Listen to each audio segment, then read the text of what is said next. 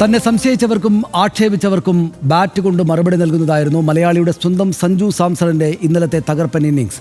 42 പന്തിൽ 89 റൺസുമായി ഇന്ത്യയെ വീണ്ടും ഒരു 2020 ലോകകപ്പ് ഫൈനലിലേക്ക് കൈപിടിച്ചുയർത്തിയിരിക്കുകയാണ് സഞ്ജു. മുംബൈയിലെ വാങ്കഡെ സ്റ്റേഡിയത്തിൽ ശക്തരായ ഇംഗ്ലണ്ടിനെ 7 റൺസിന് തകർത്തുകൊണ്ടാണ് നിലവിലെ ചാമ്പ്യന്മാർ കൂടിയായ ഇന്ത്യ ടൂർണമെന്റിന്റെ ഫൈനലിലേക്ക് എത്തിയത്. മറ്റന്നാൾ അഹമ്മദാബാദിൽ നടക്കുന്ന ഫൈനലിൽ ന്യൂസിലാൻഡാണ് ഇന്ത്യയുടെ എതിരാളികൾ. ടൂർണമെന്റിന്റെ ഗ്രൂപ്പ് മത്സരങ്ങളിൽ ആകെ ഒന്നിൽ മാത്രം കളത്തിലിറങ്ങിയ സഞ്ജു എന്നാൽ ഫൈനലിലേക്ക് എത്തുമ്പോൾ ടീമിന്റെ ഏറ്റവും പ്രധാന താരമായി മാറിയിരിക്കുകയാണ്.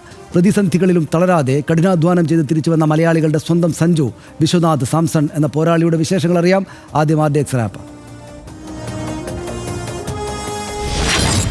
2020 ലോകകപ്പ് ആരംഭിക്കുന്ന ഘട്ടത്തിൽ ടീമിൽ തങ്ങളുടെ പ്രിയ താരത്തിന് ഒരു അവസരം ലഭിക്കുമോ എന്ന ആശങ്കയായിരുന്നു മലയാളികൾ ഉൾപ്പെടെയുള്ള സഞ്ജു ആരാധകർക്ക്. ലോകകപ്പിന് മുന്നോടിയായി നടന്ന ന്യൂസിലൻഡ് പരമ്പരയിലെ മോശം ഫോമായിരുന്നു ഈ ആശങ്കയ്ക്ക് പിന്നിലെ പ്രധാന കാരണം.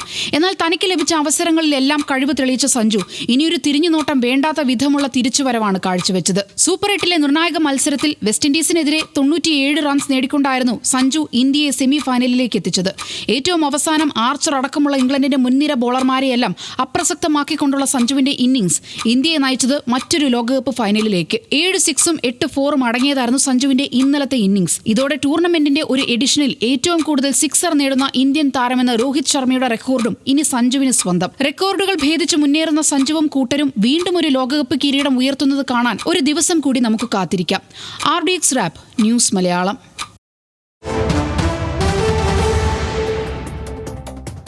ടൂർണമെന്റിലെ സഞ്ജുവിന്റെ പ്രകടനം മാസ്മരികമായതായിരുന്നു. 4 മത്സരങ്ങളിൽ നിന്ന് സഞ്ജു നേടിയത് 232 റൺസാണ്. 4 മത്സരങ്ങളിൽ നിന്ന് ടൂർണമെന്റിലെ സഞ്ജുവിന്റെ ഉയർന്ന സ്കോർ 97 നോട്ട് ഔട്ട് എന്നതാണ്. 4 മത്സരങ്ങളിൽ നിന്ന് സഞ്ജു നേടിയത് 2 അർദ്ധ സെഞ്ചുറികൾ. സഞ്ജുവിന്റെ സ്ട്രൈക്ക് റേറ്റ് 201.73, ശരാശരി 77.33. 17-ാം വയസ്സിൽ കേരളത്തിനായി ഫസ്റ്റ് ക്ലാസ് മത്സരത്തിലാണ് സഞ്ജു സാംസണിന്റെ അരങ്ങേറ്റം. 2012 കൊൽക്കത്ത നൈറ്റ് റൈഡേഴ്സ് സൈൻ ചെയ്തെങ്കിലും ഒരു മത്സരം പോലും പക്ഷേ അവർ കളിപ്പിച്ചില്ല. 2013 രാജസ്ഥാൻ റോയൽസിലെത്തി പഞ്ചാബിനെതിരെ IPL അരങ്ങേറ്റം അവിടെയായിരുന്നു അദ്ദേഹത്തിൻ്റെത്. 2014 ഇന്ത്യൻ അണ്ടർ-19 ടീമിൻ്റെ വൈസ് ക്യാപ്റ്റൻ, ഇന്ത്യക്കായി ഏറ്റവും കൂടുതൽ റൺ നേടിയ താരം. 2015 സിംബാബ്വേക്കെതിരെ നടന്ന 2020 പരമ്പരയിൽ ഇന്ത്യൻ ടീമിനായി അരങ്ങേറ്റം സഞ്ജു സാംസണിൻ്റേത്. രാജസ്ഥാൻ റോയൽസിന് ബാൻ ലഭിച്ച 2016-2017 സീസണുകളിൽ ഡൽഹി ഡയർ ഡെവിൾസിൽ അദ്ദേഹം കളിച്ചു.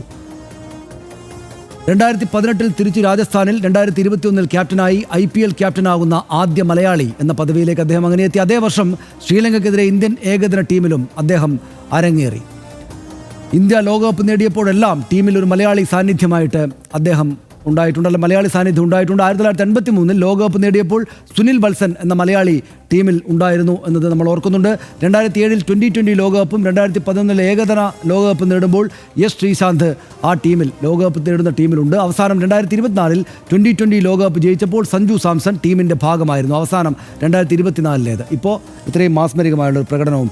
ഹർഷ, എങ്ങനെ സഞ്ജു എപ്പോൾ കാണുമ്പോൾ സന്തോഷം തോന്നുന്ന മലയാളികളിൽ ഏറ്റവും പ്രധാനിയായിട്ടുള്ള ആളാണ്. നമ്മളപ്പോൾ അദ്ദേഹത്തെ കണ്ടാൽ അദ്ദേഹത്തിൻ്റെ മുഖം കണ്ടാൽ നമുക്കൊരു സന്തോഷം വരും. അങ്ങനെയുള്ളൊരാളാണ് അദ്ദേഹം. എങ്ങനെ തോന്നുന്നു കാണുന്നു? ഞാൻ ആദ്യം സഞ്ജു സാംസണെ കാണുന്ന ഓർമ്മ ഒരു ഹോസ്പിറ്റലിൻ്റെ വരാന്തയിൽ തിരുവനന്തപുരത്ത്. അവിടെ ഞാനിങ്ങനെ ആശുപത്രിയിൽ ഇരിക്കുകയാണ്.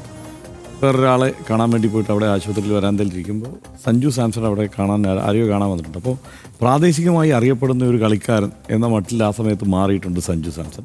ചെറുപ്പക്കാരൻ, ഒരു പയ്യൻ അവിടെ വന്ന് നിൽക്കുന്നു. അപ്പോൾ അവിടെയുള്ള പയ്യന്മാരുണ്ടല്ലോ, അവിടെ നിൽക്കുന്ന കുറേ പയ്യന്മാർ വന്നിട്ട് സഞ്ജു സാംസണോട് ഇങ്ങനെ സംസാരിക്കുന്നു വളരെ കൗതുകത്തോടെ എല്ലാവരോടും. അപ്പോൾ സഞ്ജുവിൻ്റെ കുടുംബാംഗങ്ങളാണെന്ന് തോന്നുന്നു ആരൊക്കെയോ, അവരോടൊക്കെ സംസാരിച്ചിട്ട് അപ്പോൾ കളിയുണ്ടായിരുന്നു. മെഡിക്കൽ കോളേജിൽ കളിക്കാൻ വന്നിട്ട് പോവുകയാണ്, പ്രാക്ടീസിന് വന്നിട്ട് പോകുന്നതാണ്. അതിനിടയ്ക്ക് അവിടെ വന്ന് കയറിയിട്ട് പോവുകയാണെന്ന് പറഞ്ഞിട്ടുണ്ട്. പിന്നെ ഞാൻ കാണുന്നത് എയർപോർട്ടിൽ വെച്ചിട്ടാണ്. ആ സമയത്ത് സഞ്ജു വേറൊരു സഞ്ജുവാണ്.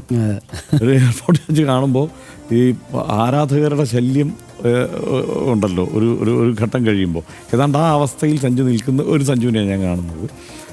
മലയാളികൾക്കിടയിൽ, പ്രത്യേകിച്ച് ദക്ഷിണേന്ത്യക്കാരുടെ ഇടയിൽ പൊതുവെ അദ്ദേഹം ഒരു മഹാതാരമായി വളർന്നിട്ടുണ്ട്. പക്ഷേ അത് ഇന്ത്യൻ സെലക്ടർമാർക്ക് ഒരു കാലത്തും പിടികിട്ടാറില്ല എന്നുള്ളതാണ് ഒരു പ്രശ്നമായി സ്ഥിതിക്കും. അദ്ദേഹത്തിൻ്റെ കാരണം ഇത്രയും ഫാൻ ബേസുള്ള കളിക്കാരെ ഒറ്റയടിക്ക് അങ്ങനെ മാറ്റി നിർത്തുന്ന ഒരു സമീപനം പൊതുവെ മുമ്പൊന്നും സ്വീകരിച്ചിട്ടില്ല. കാരണം ഇതിൻ്റെ ഈ ക്രിക്കറ്റിൽ കച്ചവടത്തിൻ്റെ ഒരു സ്ഥലം കൂടിയുണ്ടല്ലോ, അതുകൊണ്ട് തന്നെ അങ്ങനെ മാറ്റി നിർത്താറില്ല. പക്ഷേ എല്ലായ്പ്പോഴും സഞ്ജു സാംസൺ പ്രോബ്ലം എന്ന് വിശേഷിപ്പിക്കത്തക്ക തരത്തിൽ ഈ സെലക്ഷൻ പ്രോസസ്സിൽ നിരന്തരം അവഗണിക്കപ്പെടുന്നു സഞ്ജു സാംസൺ എന്നുള്ള ഒരു അവസ്ഥ വന്നു. അതായത് ഒരു കൺസിസ്റ്റൻസി ഇല്ലായ്മയുണ്ട് എന്നുള്ളത് ആരോപിക്കപ്പെടുന്നത് പലതരത്തിലും പല ഘട്ടങ്ങളിലും അത് അദ്ദേഹത്തിന്മേൽ ആരോപിക്കപ്പെട്ടിരുന്ന ഒരു പ്രശ്നമാണ്. പക്ഷേ ടീമിലുള്ള മറ്റു പലരും ഇതിനേക്കാളും വലിയ കുഴപ്പങ്ങളിൽ പോയി ചാടിയിട്ടും അവരെ പരിഗണിക്കുന്ന സാഹചര്യം ഇന്ത്യൻ ടീമിലുണ്ടായി. പക്ഷേ സഞ്ജുവിനെ അജ്ഞാതമായ കാരണങ്ങളാൽ ഒഴിവാക്കിക്കൊണ്ടേയിരുന്നു. അതായത് സഞ്ജുവിൻ്റെ വീഴ്ച വലിയ വീഴ്ചയും മറ്റുള്ളവരുടെ വീഴ്ച ചെറിയ വീഴ്ചയും എന്ന മട്ടിലാണ് ആ ചർച്ചകൾ പോയിക്കൊണ്ടിരുന്നത്. ഒരു വീഴ്ചയുണ്ടായാൽ അപ്പം തന്നെ മാറ്റി നിർത്തുക എന്നുള്ള സമീപനം. അങ്ങനെ സഞ്ജു തന്നെ ഒരു ഘട്ടത്തിൽ എനിക്ക് തോന്നുന്നത് ഈ ചില ആളുകളുണ്ടല്ലോ, അതായത് നിരന്തരം ഇത്തരം അപമാനങ്ങളും തിരിച്ചടികളും പ്രശ്നങ്ങളും ഒക്കെ ഏറ്റുവാങ്ങി തിളക്കം വെച്ച് വരുന്ന ഒരവസ്ഥയുണ്ടല്ലോ. ആ തിരിഞ്ഞു നോട്ടത്തിൽ തന്നെ സഞ്ജു അത് രസകരമായി സഞ്ജു തന്നെ പറഞ്ഞിട്ടുണ്ട്. അതായത് ഈ 2015 മുതൽ ഇങ്ങോട്ടുള്ള ആ കാലത്തെക്കുറിച്ച് 2024 സഞ്ജു പ്രതികരിക്കുന്നത് പരാജയങ്ങളുടെ ഒരു 10 വർഷം എന്ന മട്ടിൽ തന്നെയാണ്. പക്ഷേ അങ്ങനെ വെറുതെ പരാജയങ്ങളുടെ 10 വർഷമൊന്നും ആയിരുന്നില്ല. സഞ്ജു നന്നായി കളിച്ചു, രാജസ്ഥാൻ റോയൽസിനെ മികച്ച ഒരു ടീമായി നിലനിർത്തി, മികച്ച പ്രകടനം കാഴ്ചവെച്ചു. ചിലപ്പോൾ ഈ ഒരു ഫൈനൽ സ്റ്റേജിലേക്കൊക്കെ എത്തുമ്പോഴുള്ള പരാജയങ്ങളൊക്കെ ഉണ്ടായിട്ടുണ്ടാകാം എന്നുള്ളത് ഒഴിച്ചാൽ ക്രിക്കറ്റ് അങ്ങനെ തന്നെയല്ലേ. ക്രിക്കറ്റിൽ മികച്ച കളിക്കാരുണ്ട്, എപ്പോഴും ടീം ഒരു ആ മട്ടിൽ വിജയിക്കണമെന്നില്ല. എങ്കിൽ പോലും രാജസ്ഥാൻ റോയൽസിൻ്റെ ഏറ്റവും മികച്ച കളിക്കാരനും ഒക്കെയായി സഞ്ജുവിൻ്റെ ഒരു മെൻറ്റർ എന്ന നിലയിൽ ദ്രാവിഡ് പ്രവർത്തിച്ചിട്ടുണ്ട്. ദ്രാവിഡ് ഒരു ഈ 2020 ആളല്ല, പക്ഷേ ദ്രാവിഡിൻ്റെ ഒരു കോച്ചിങ് സഞ്ജുവിന് ഒത്തിരി ഗുണം ചെയ്തിട്ടുണ്ട് എന്ന് തോന്നത്തക്ക നിലയിലാണ് ഇപ്പോൾ ഈ അവസാനത്തെ ഈ കളികളുണ്ടല്ലോ. ഈ കളികൾ കാണുമ്പോൾ എനിക്ക് തോന്നുന്നത്, കാരണം ഈ ക്ലാസിക് ക്രിക്കറ്റിൻ്റെ ഒരു സ്റ്റൈൽ അത് ഈ 2020 കൊണ്ടുവരാനുള്ള ശേഷിയുള്ള ഇന്ത്യയിലെ ഒരേ ഒരു കളിക്കാരന് ഒരുപക്ഷെ, അതായത് അതേ സ്റ്റൈലിൽ നിന്ന് ആ ഒരു കോപ്പി ബുക്ക് ഷോട്ടുകൾ കളിക്കാൻ കഴിയുന്ന ഒരേ ഒരു കളിക്കാരൻ ഇപ്പോൾ ചിലപ്പോൾ സഞ്ജു ആയിരിക്കും ഇന്ത്യയിൽ. അതായത് ആ തലത്തിൽ നിൽക്കുന്ന ഒരാളാണ് സഞ്ജു. 2020 എന്ന് പറയുന്നത് എന്താണ്, വെടിക്കെട്ടിൻ്റെ ഒരു ബഹളമാണ്. അതല്ല, ആ ഒരു ക്ലാസിക് ക്രിക്കറ്റിൻ്റെ ഒരു സ്റ്റൈൽ കൂടി നിലനിർത്തിക്കൊണ്ട് ഇത് കളിക്കാൻ പറ്റുന്നു എന്നുള്ളത് സഞ്ജു സാംസൺ ഇന്ത്യക്ക് കാണിച്ചു തരുന്നുണ്ട്. ഇപ്പോൾ ദക്ഷിണേന്ത്യക്കാരുടെ ഹീറോ അല്ല സഞ്ജു സാംസൺ, ഇന്ത്യയുടെ മൊത്തം ഹീറോയാണ്. ഇന്ത്യക്ക് വെളിയിലും ഉണ്ട്, അത് ആളുകൾക്ക് അറിയുകയും ചെയ്യാം. അത് മാത്രമല്ല, ഇപ്പോൾ സ്റ്റേഡിയങ്ങളുടെയൊക്കെ ഇരമ്പം നമ്മൾ കേട്ടിട്ടുണ്ടല്ലോ. എല്ലാവരുടെയും പേര് പറഞ്ഞ് സഞ്ജുവിൻ്റെ പേര് വരുമ്പോഴേക്ക് വലിയൊരു ഇരമ്പം. അതെന്താണെന്ന് വെച്ച് കഴിഞ്ഞാൽ സഞ്ജു വളരെ ഒരു ഡൗൺ ടു എർത്ത് ആയിട്ടാണ് പെരുമാറുക ആളുകളോട്. വളരെ സിമ്പിളാണ്. പലപ്പോഴും സഞ്ജുവിനെതിരെ ഉയരുന്ന വിമർശനങ്ങൾ പലപ്പോഴും കണ്ടിട്ടുള്ളത് എനിക്കതിനകത്തൊന്ന് കമൻറ്റ് ചെയ്യണമെന്ന് തോന്നുന്നു ഇപ്പോൾ. അതായത് സഞ്ജുവിൻ്റെ അച്ഛൻ പ്രതികരിക്കാറുണ്ട്, ഈ ചില തിരിച്ചടികളൊക്കെ ഉണ്ടാകുമ്പം വളരെ അഗ്രസീവായി പ്രതികരിക്കാറൊക്കെ ഉണ്ട്. അതായത് തിരുവനന്തപുരത്ത് വിഴിഞ്ഞത്ത് വേരുകളുള്ള അല്ലെങ്കിൽ അവിടെ സ്വദേശമായിട്ടുള്ള ഒരു ആളുകളാണ്. അവിടെ നിന്നാണ് സഞ്ജുവിൻ്റെ ഒരു വളർച്ച. അദ്ദേഹം പുറത്തൊക്കെയാണ് പഠിച്ചത്, അങ്ങനെ വേറെ അദ്ദേഹത്തിൻ്റെ ജോലി സംബന്ധമായൊക്കെ പോകുന്ന സമയത്തൊക്കെ അങ്ങനെയൊക്കെ പഠിച്ചു വന്നിട്ടുണ്ട്. പക്ഷെ ഞാൻ കണ്ടിട്ടുള്ള ഒരു കാര്യം, ഈ സഞ്ജുവിൻ്റെ കരിയറിന് വേണ്ടി സമ്പൂർണ്ണമായി സമർപ്പിച്ച ഒരു വ്യക്തിയാണ് ആ രണ്ടുപേരുടെയും. സഞ്ജുവിൻ്റെ അച്ഛൻ്റെ ഒരു എഫേർട്ട് ഒരു സംശയവും വേണ്ട സഞ്ജുവിൻ്റെ ഈ പ്രകടനത്തിന് പിന്നിലുണ്ട്. എല്ലാവരും എന്തെങ്കിലും പറയുമ്പോൾ സഞ്ജുവിൻ്റെ അച്ഛൻ എന്തെങ്കിലും ഒന്ന് പ്രതികരിച്ച് കാണുമ്പോൾ തന്നെ കുഴപ്പമുണ്ടാക്കുക. അതെന്താണെന്നറിയോ, സഞ്ജുവിൻ്റെ അച്ഛനെ ഒക്കെ വൈകാരികമായി അത്തരത്തിലൊക്കെ ഒന്ന് പ്രതികരിച്ച് പോയാൽ അപ്പോൾ ഇവിടെ വടിയെടുക്കുന്നത് ആരാണ്? ഇവിടുത്തെ ക്രിക്കറ്റ് മേലാളന്മാരാണ്. അവർ വടിയെടുക്കും. അവർക്ക് അങ്ങനെ ഒരു ഔദ്ധത്യമുണ്ട് ഇവിടുത്തെ ക്രിക്കറ്റ് മേലാളന്മാർക്ക്. അവർക്ക് വലിയ അപമാനം നേരിട്ട് രാജാക്കന്മാരെന്നുള്ള മട്ടിലാണ് പെരുമാറുക എല്ലായ്പ്പോഴും. അതുകൊണ്ടുണ്ടാകുന്ന വിമർശനങ്ങളാണ്. സഞ്ജുവിൻ്റെ അച്ഛന് ആ എഫേർട്ട് എടുത്തതിൻ്റെയും കൂടി ഫലമാണ് ശരിക്കും സഞ്ജുവിനെ പോലുള്ള ഒരു കളിക്കാരൻ. ആ കുടുംബം എടുത്ത ആ ഒരു എഫേർട്ടിൻ്റെയും കൂടി ബാക്കിയാണ് സഞ്ജുവിനെ പോലുള്ള കളിക്കാരൻ. ഇപ്പോൾ ഈ 2020 വേൾഡ് കപ്പിലേക്ക് ഇറങ്ങുന്ന ഘട്ടത്തിൽ അപ്രതീക്ഷിതമായിട്ടാണ്, അതായത് വേൾഡ് കപ്പിൽ ഇടം കിട്ടുമോ എന്നുള്ളതായിരുന്നു ചർച്ച. എങ്ങനെയെങ്കിലും കിട്ടുമോ, കിട്ടിയാൽ പിന്നെ ബെഞ്ചിൽ നിന്ന് എങ്ങനെയെങ്കിലും കളിക്കാൻ ഇറങ്ങാൻ പറ്റുമോ എന്നുള്ളതായിരുന്നു ചർച്ച.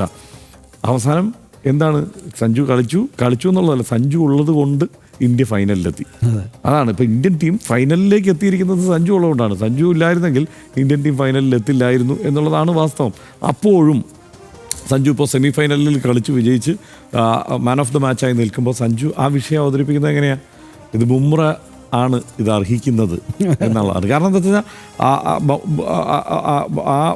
സഞ്ജുവിൻ്റെ ബാറ്റിംഗ് മാത്രമല്ലല്ലോ, ബാക്കി എല്ലാം, അതായത് ടീമിൻ്റെയാണ് ഈ വിജയം എന്നുള്ളത് ആവർത്തിച്ച് പറയാനുള്ള ഒരു മഹാമനസ്കത അല്ലെങ്കിൽ ആ ഒരു ടീം സ്പിരിറ്റ് അത് സഞ്ജു സാംസൺ ഉണ്ട് എന്നുള്ളതാണ്. അത് ഗംഭീരമാണ്. അത് ആ നിലയ്ക്ക് നോക്കിക്കഴിഞ്ഞാൽ കേരളത്തിൽ നിന്ന് എല്ലാ കാലത്തും ആലോചിച്ചുകൊണ്ടിരുന്നത് കേരളത്തിൽ നിന്ന് ഇങ്ങനെ ഒരു താരമുണ്ടാകുമോ എന്നുള്ളതായിരുന്നു.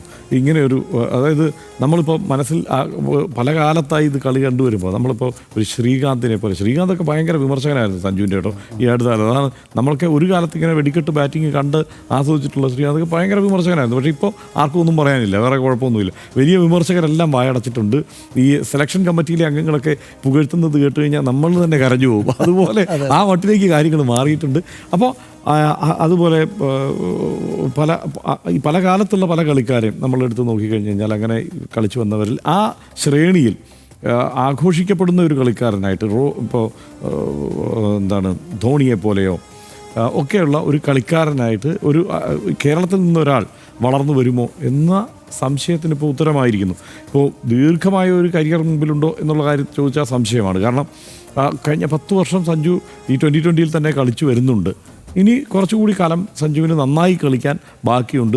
ആ കാലം വളരെ ശോഭനമാണ്. ഇനി സഞ്ജുവിനെ വെറുതെ അങ്ങ് ഒഴിവാക്കുക അത്ര എളുപ്പമല്ല എന്നുള്ളത് ഉറപ്പിച്ചതാണ് ഈ 2020 വേൾഡ് കപ്പ്.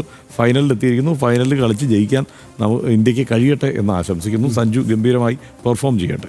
അതാണ് എനിക്ക് അദ്ദേഹത്തിൻ്റെ എന്ന് വെച്ചാൽ എപ്പോഴും ഈ പറയുന്ന വലിയ ചെറിയ തിരിച്ചടികളും മറ്റുമൊക്കെ ഉണ്ടായിരുന്ന 10 കൊല്ലമാണെങ്കിലും ഇപ്പോൾ വലിയ വിജയം ഉണ്ടാക്കുമ്പോഴാണെങ്കിലും അദ്ദേഹത്തിന് എപ്പോഴും ഒരേ ശാന്തതയാർന്നൊരു മുഖമുണ്ടല്ലേ. വളരെ വളരെ കാമായിട്ട് ആളോട് പ്രതികരിക്കുന്നതിലൊക്കെ വളരെ വിനയത്തോടെ ഉള്ള ഒരു പെരുമാറ്റ രീതി കൂടെയുണ്ട്. അതുകൊണ്ട് കൂടെയാണ് നമുക്ക് വലിയ ഇഷ്ടമുള്ള ഒരാളാണ്.